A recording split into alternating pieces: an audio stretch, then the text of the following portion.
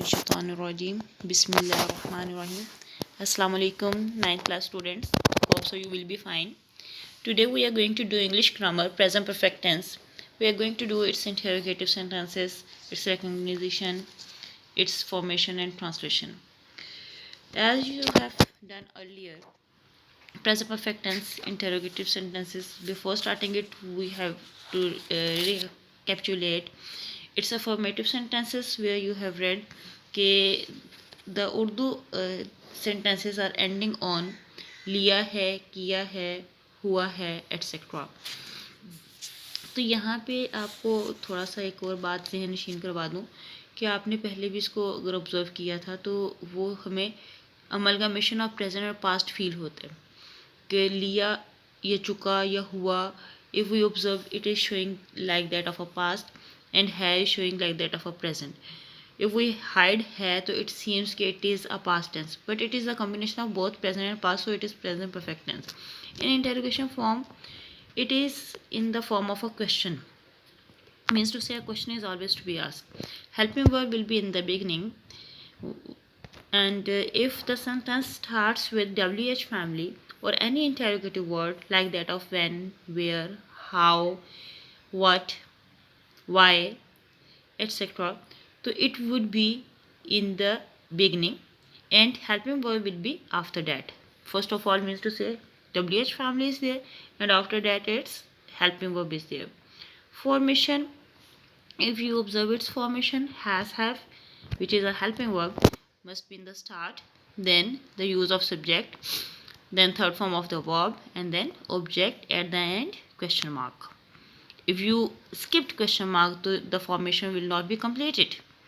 So, if WH family is there, so WH family is in the start or any interrogative word starting with WH, and then has, have, after that subject, then third form of the verb and object and then question mark. Again repeated thing is this, or previously you have also done it, okay, the use of has is with third person singular. Helping verb depending upon the subject. If the subject is third person singular, any singular name or any singular noun, so we have to use has, otherwise we have to use have. Means to say with first person or with second person, or on the other hand any plural noun is there, so we have to use have. For example, क्या तुमने चाय P ली है, हम इसको उर्दू में यूँ भी कह सकते हैं क्या तुम चाय पी चुके हो. Have you taken tea, you आपको पता है सेकंड पर्सन है तो we have used have with you.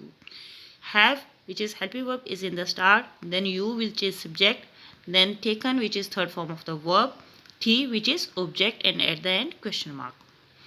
तुमने अपना वक्त क्यों ज़ाया किया, why have you wasted your time.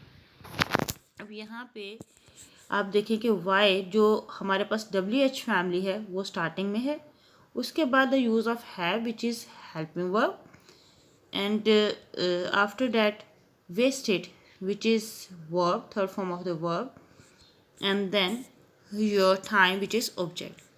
Why have you wasted your time, and then question mark. Look at the page of your book. At my book it is page number 82. There might be difference of page 1 or 2. So it is like this के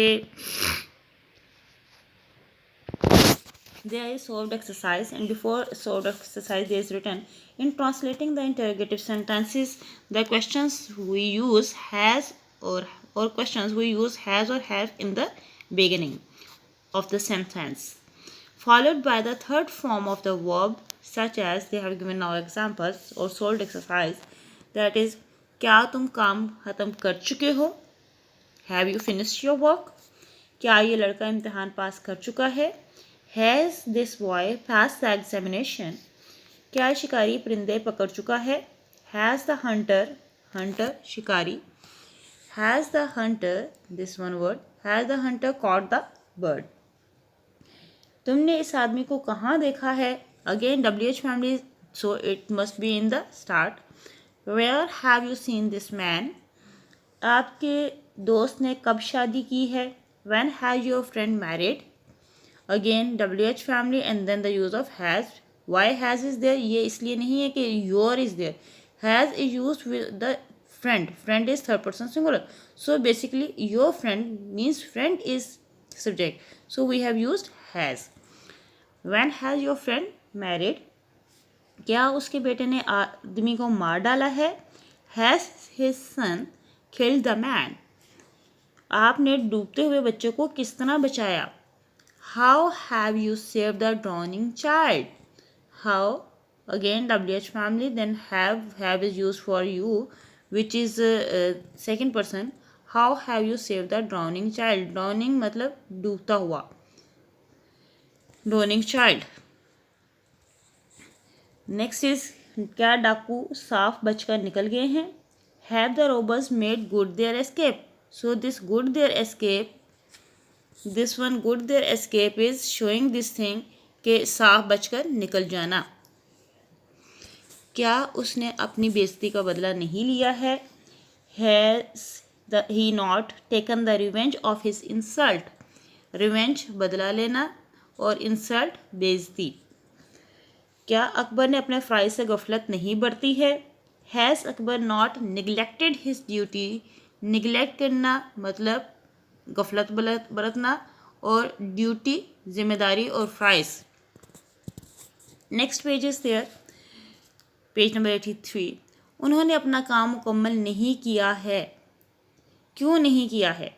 Why have they not completed their work? Negative interrogative sentences there.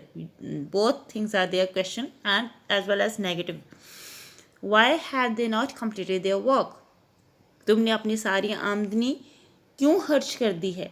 Why have you spent all your income?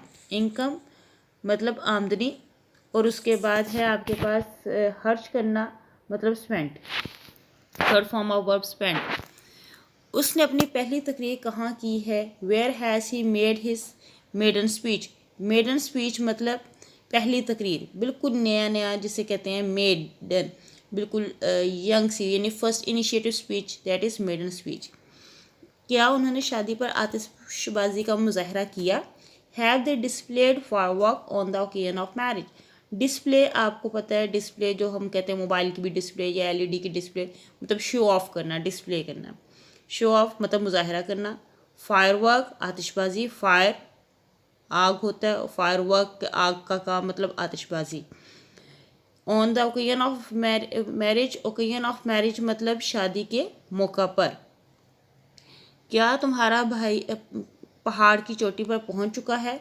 Has your brother reach the top of the hill? Top चोटी.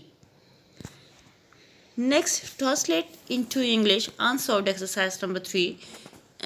Exercise number 3 मतलब of this tense. First exercise was of affirmative sentences. Next was second exercise was about negative sentences. Now it is third, means to say interrogative sentences. That is on page number 83. The full exercise is given.